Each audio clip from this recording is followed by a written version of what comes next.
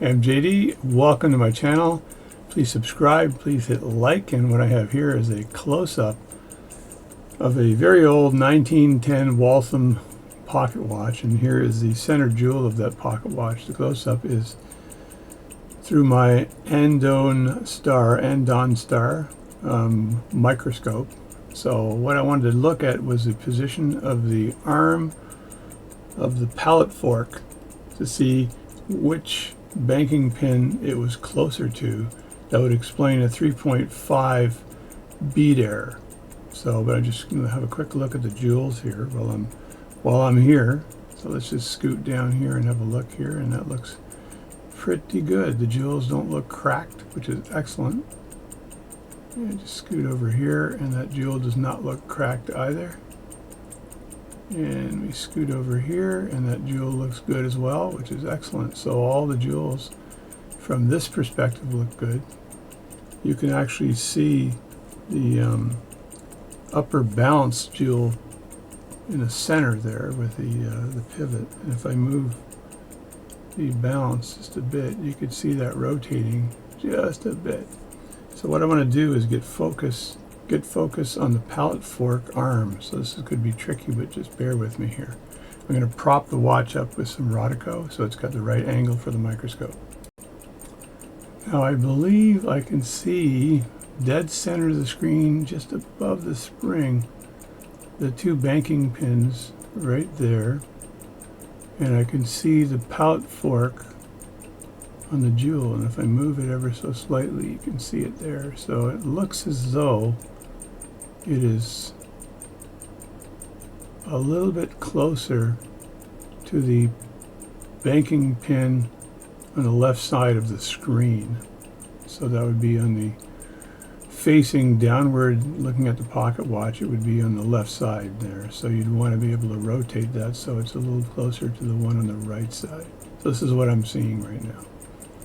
So that's that. Very difficult to actually see it because the bridge for the pallet fork is very wide and it's kind of in the way. So that's what you're seeing right now.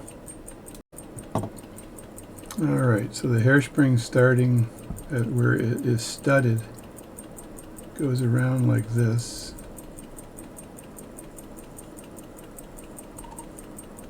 And ends here. And then we have the hairspring stud itself. I'm going to draw that in red.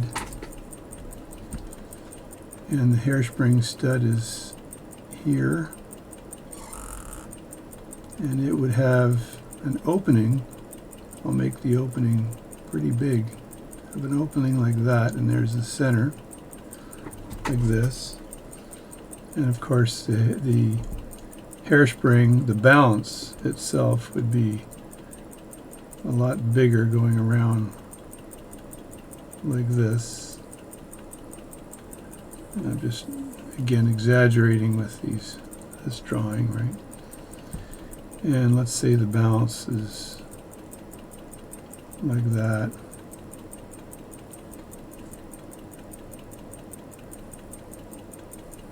And it's got the various regulating screws on the balance. You gotta love my artwork. Mean time screws, temperature screws, etc., etc. That's a whole other discussion, folks. Usually there's a screw on the end here. I'll just draw it here. Like that. The mean time screws are usually on either end. And then the pallet fork, let's just pretend the roller table is invisible here. So there's a roller table that's the invisible roller table. And then the impulse jewel for the roller table would be, let's say it's right here. And if you looked at it sideways, you would see the roller table like this, and this impulse jewel would go down like that from the roller table, and then the roller table would be tacked on to the balance staff going up here and then the balance itself would be part of the balance. Here would be, from a side view, would be like this, like that. And the mouth, the palette fork, I'm going to draw it in red, and I'm just going to square it off. The mouth of the palette fork is like this, and then the arm of the palette fork goes out, and then it goes to the two jewels for the palette fork that interact with the escapement wheel. And you usually see little tiny feet on the escapement wheel, and that goes around like this.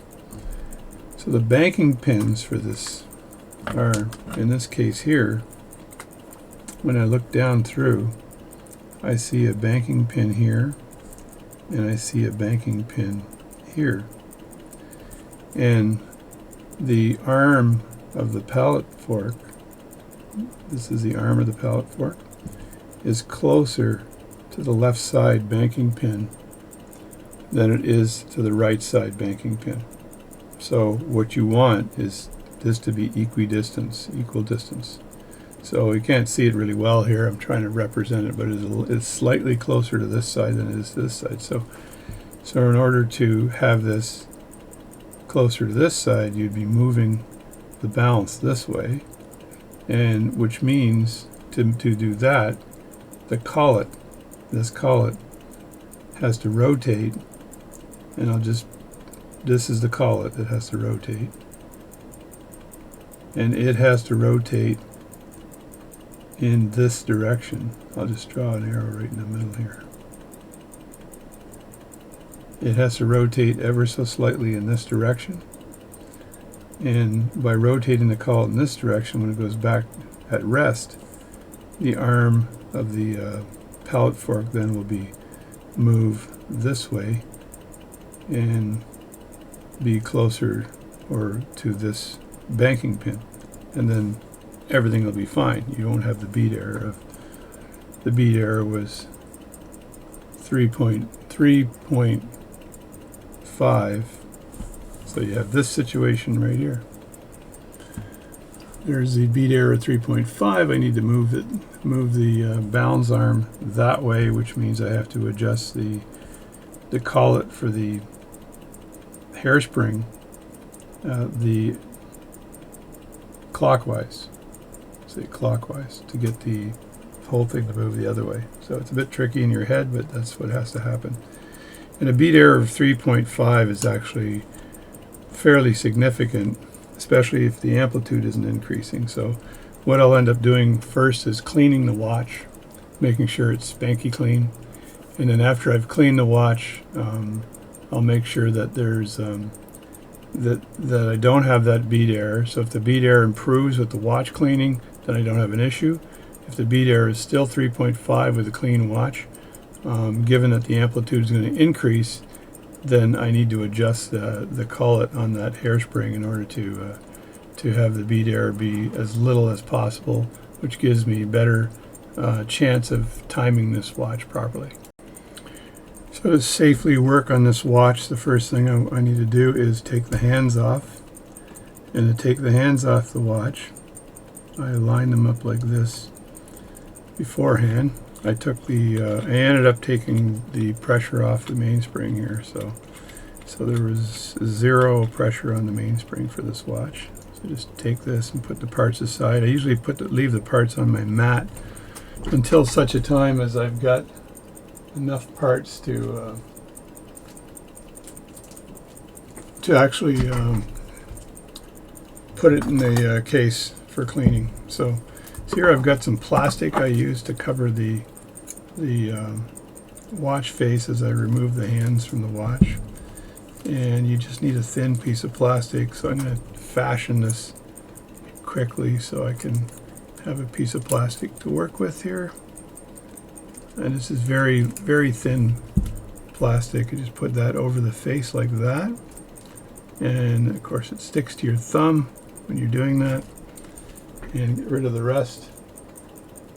And then I have these watch hand removers. They're very thick, which is good because they displace the weight of the across the face, so I don't have this slight chance of cracking the porcelain on the face of the watch.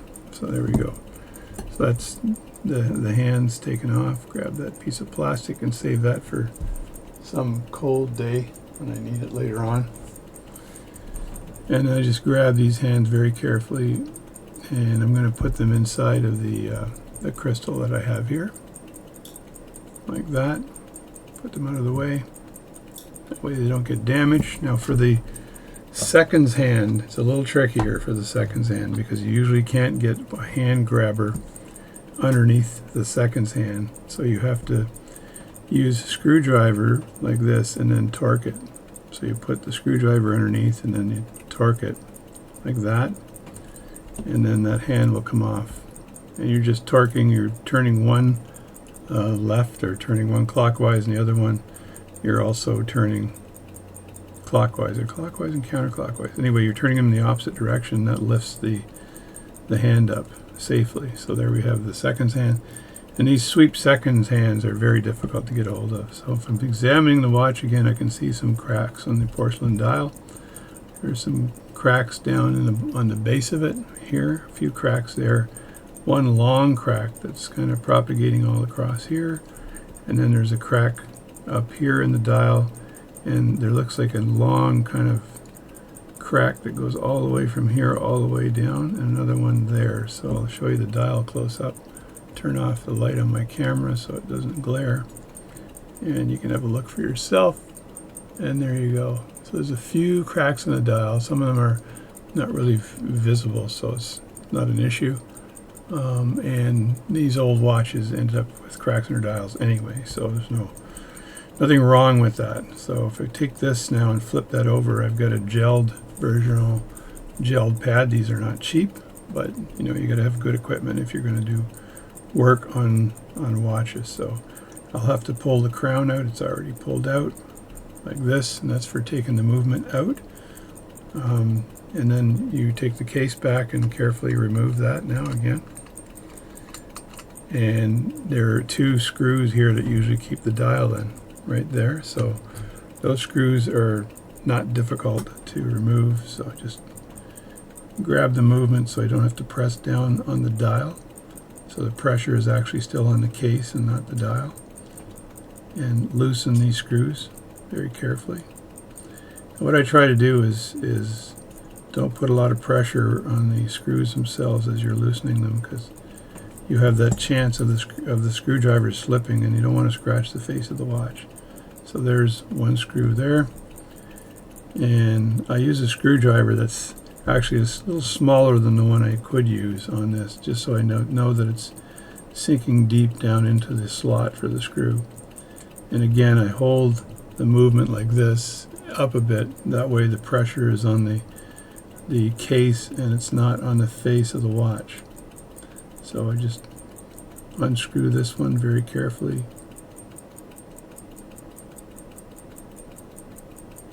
And you can feel when the screw reaches its end. Like there we are there.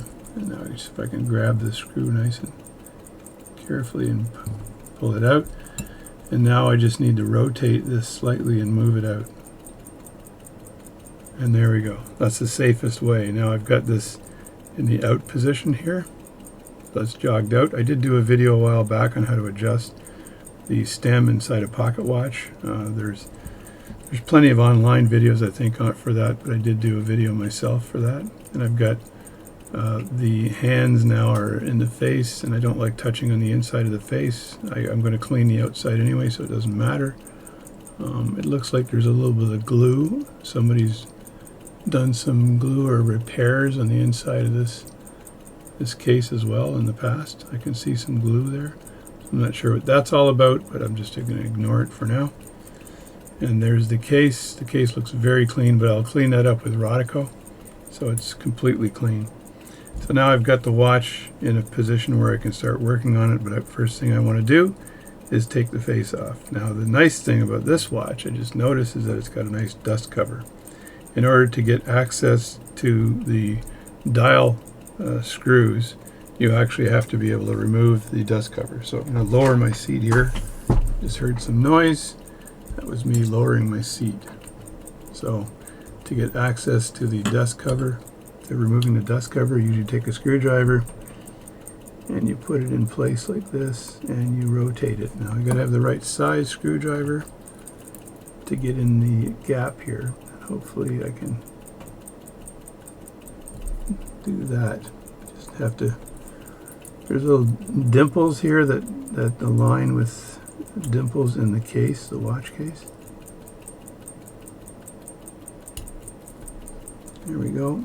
And then there's a these dimples are exactly over the opening for the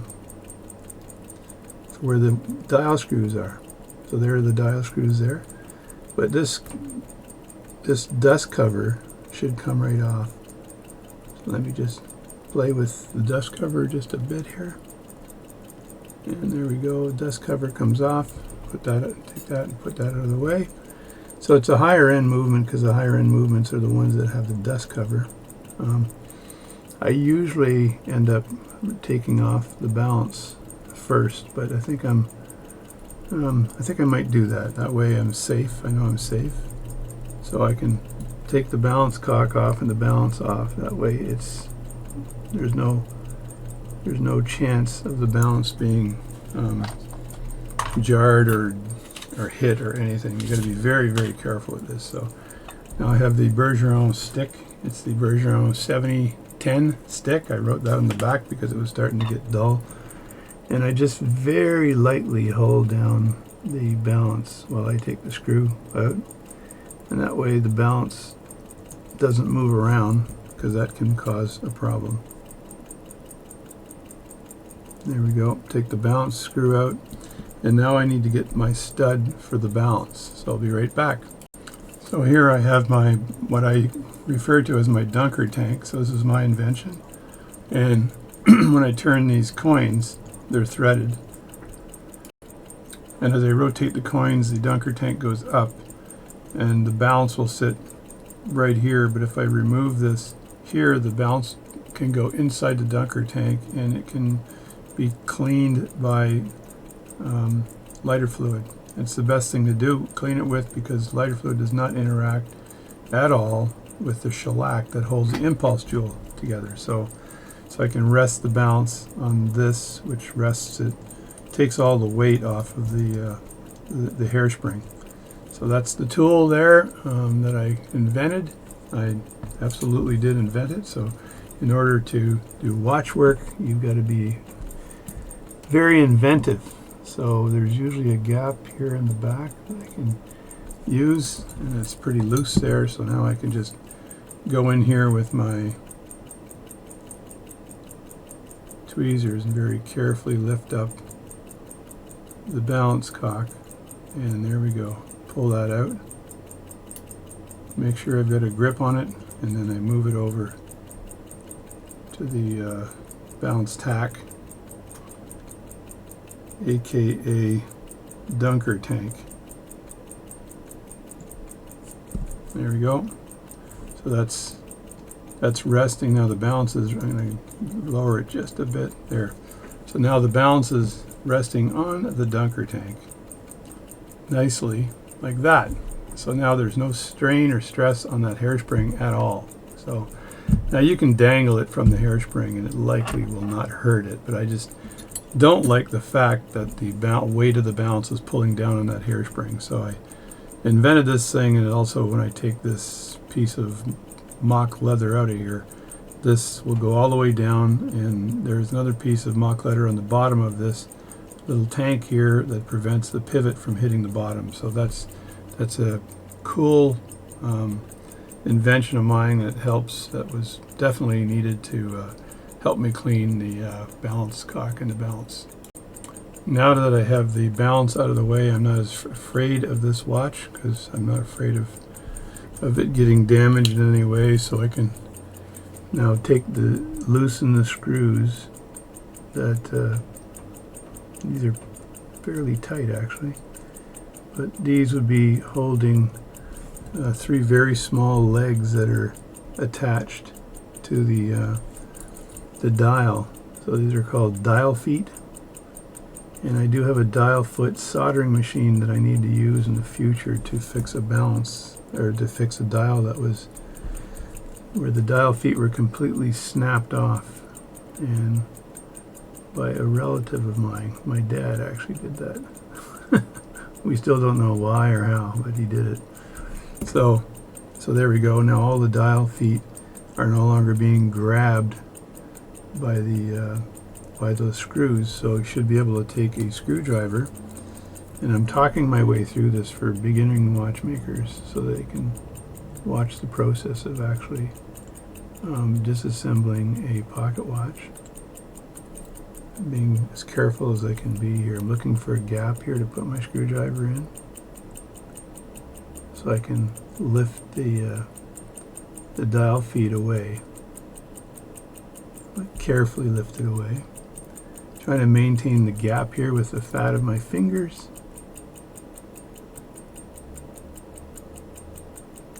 And there we go. Now, one thing, I usually have a long thumbnail, and I trimmed it, and now I can't use it, so it's very handy for watchmaking.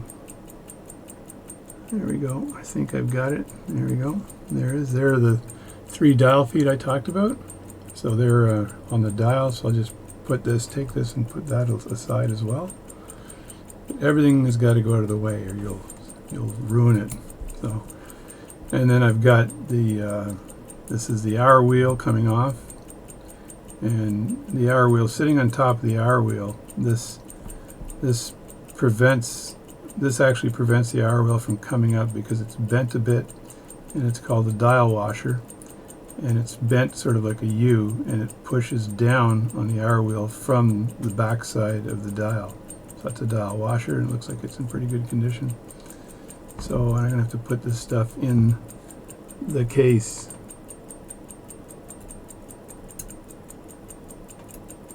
This is the minute wheel. Just grab this very carefully. I'm actually not pressing very hard. These tweezers are very light, and there's the cannon pinion. Now this, sometimes you can pull the cannon pinion straight up like that. That worked nicely. Or sometimes I've got a cannon pinion pulling device I use that's also used to pull the cannon pinion. And let me just show you what that looks like really quickly. So if I reach into my devices, do I have that readily available to show you? That's the question.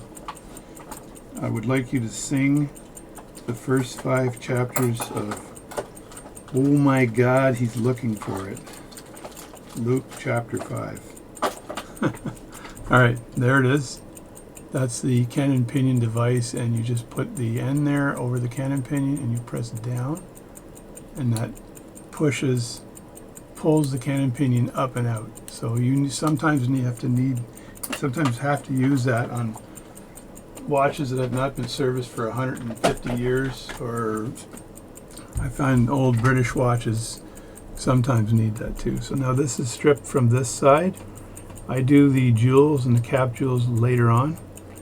And lately, over the last couple of years, maybe, depending on the watch, I don't bother taking the movements, these out, because you can clean them in place and oil them in place. So I started not doing that probably about 2 or 3 years ago. I used to do it, and it's time consuming, but the major issue with it is that you have the probability of breaking one of the springs.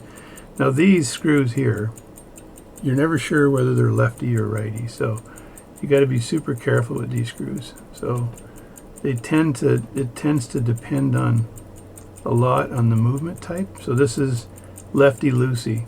So I think that the rule here is that if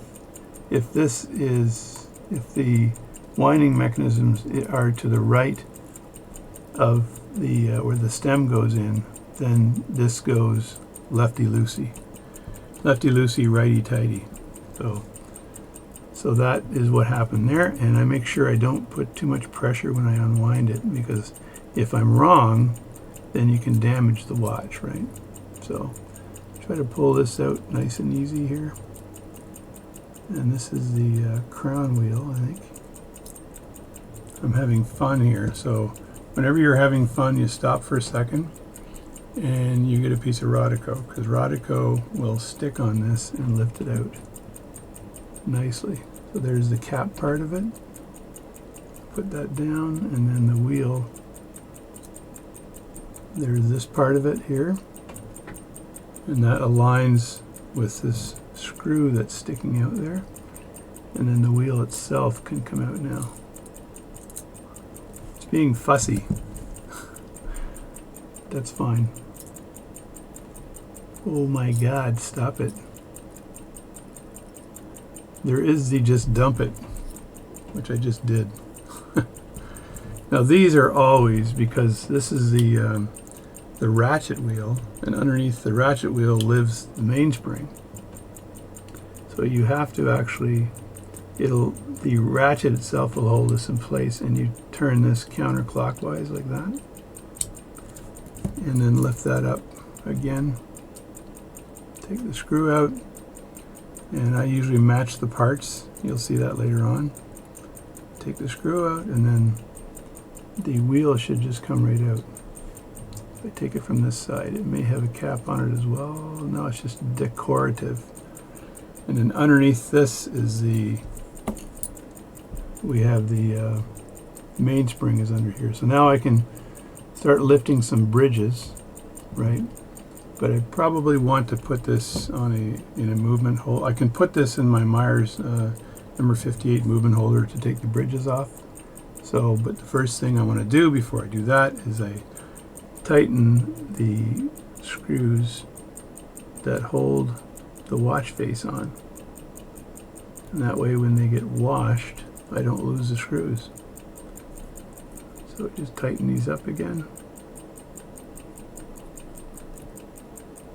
And just make sure they're snug. They don't have to be really tight. You don't want to strip one of those screws. That would be a bad day. Bad day at the office. The watch repair office.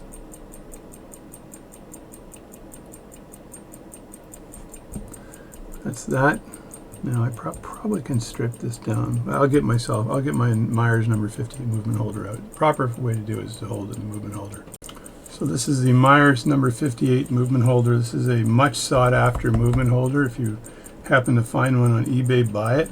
They sell now somewhere in the order of $400. I did see one go really cheap, and I'll say by accident, a couple of months back. But it's got, this is a movement holder here, and it's got all the different jaws for different size watch movements. And I've got the pocket watch movement jaw in there now. There's a spring in the bottom here, and then this slides in like this.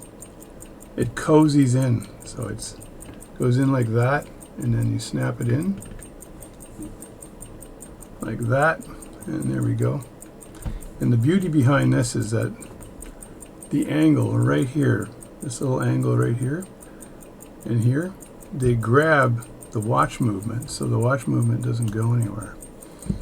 So the watch movement you could put upside down, it would still not go anywhere. And the other feature is there's a button on the side here. You press this button and it moves this piece back and forth to tighten. And then as you can see, there's a spring here as well inside here. So when you tighten this, you're not directly tightening it against the watch movement.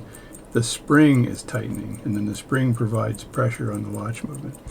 Now, if this was a lever set watch, I'd look out for where the lever is, but it's not a lever set watch, so I don't have that concern. So I can just tuck it in like this. And the other beautiful thing about this movement holder is that, see, you can see once it's in place here, the watch can go upside down. There is no issue with holding that watch because of these little edge things right here. Perfect. It's a beautiful, beautiful design for a movement holder. So get yourself a Myers number 58 movement holder, your third hand. If you have 3 hands already, then call your doctor. Something's wrong with you. So here again, I use my Bergeron 7010 stick to hold down the pieces as I disassemble. But in this case here, I just need to do a little bit of, let me turn the light on here. There we go. A little bit of light. And I just need to loosen these. So with a firm grip pressing downward, I make sure that this screw comes out but doesn't damage the screw head or anything. There it is there.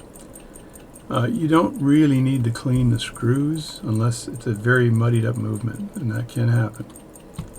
Right, so there we go, that screws out. Now the last time this was cleaned might have been 60 years ago, I don't know.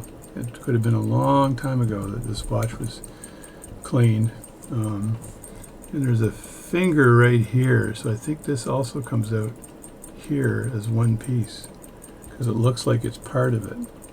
So I'm just going to take this screw off with the thought that this finger is not on its own. It's part of this full plate here, which makes it a little trickier to actually put back together once I put it together. So there, and I take a photograph of this usually. If I lift this up and there's no problem, then I don't need the photo, but I usually take a photograph. No, this is coming up nicely. So there we go. There's all the gears, and there's the plate. And this is a 3/4 plate pocket watch.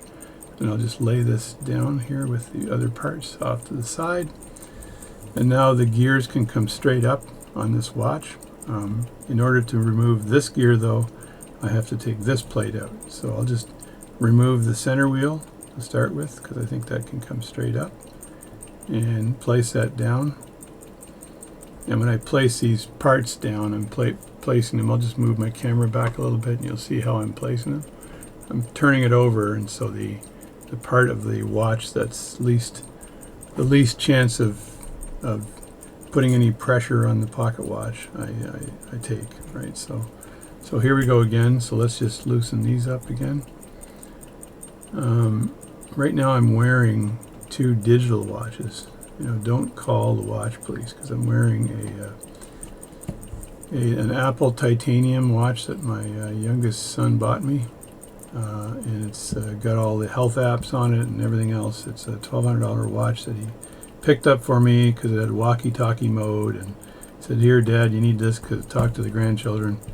I said, "All right, no problem." And because I'm an engineer from way back, I have no problem with technology.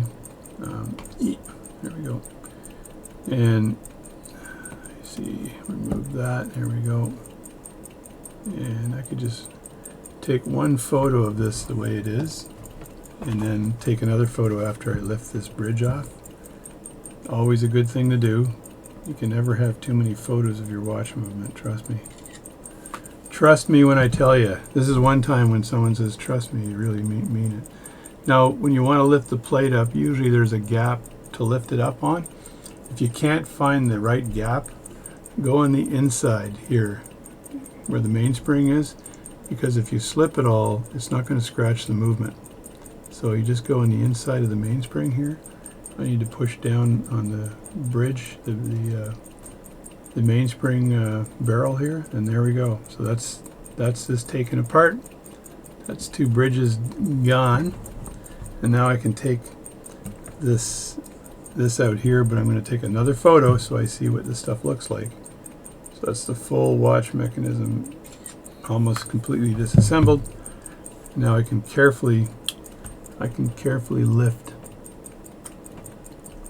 Move this over a bit and really move this camera up a bit so you can see what I'm doing.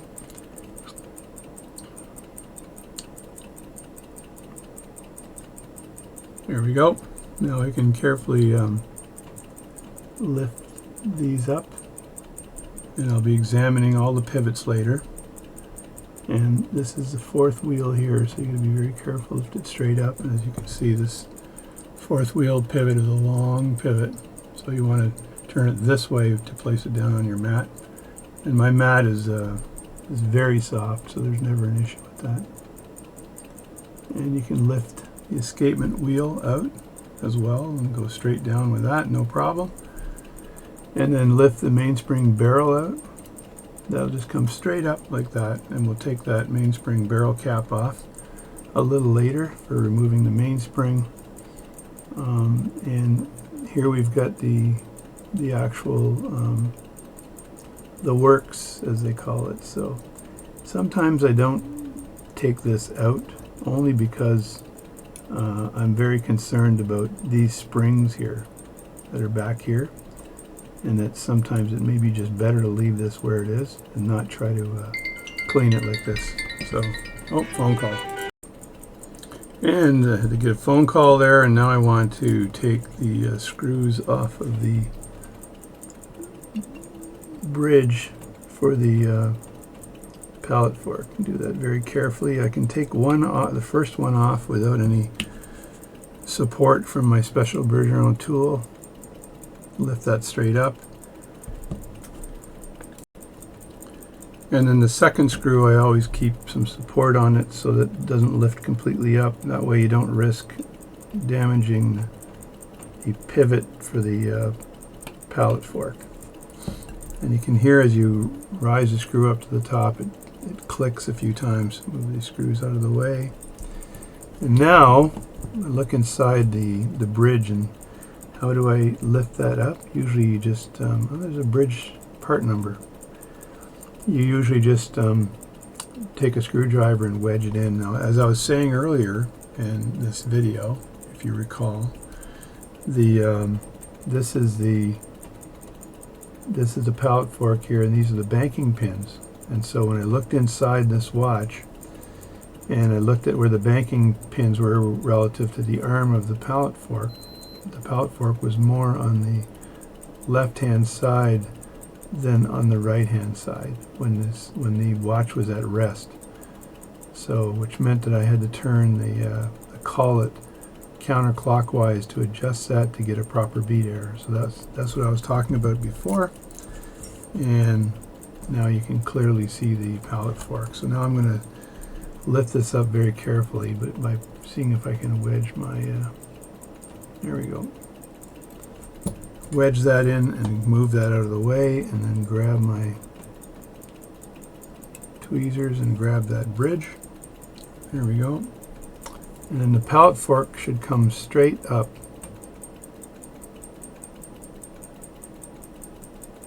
Like that.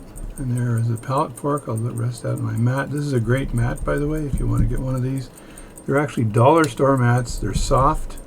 They're not hard at all, so you can put parts down without worrying about anything. So I may leave all of this in place for cleaning and then oil it after. Not sure yet. So that is the disassembly of this particular watch. The thing I worry about when you're taking these watches apart is these springs right here. I've taken all this off before, not a problem, but you can break one of these springs. If you break one of these springs, you end up having to source a new one, and they're sometimes difficult to get a hold of. I talked to another watchmaker who says he never takes that apart, he cleans it in place, and I said, well, I could probably do the same thing. So, and then you have to oil it as well, but I let this dry usually for a day. I'll examine the jewels as well, but just from a quick look at the jewels, they look like they're pretty good.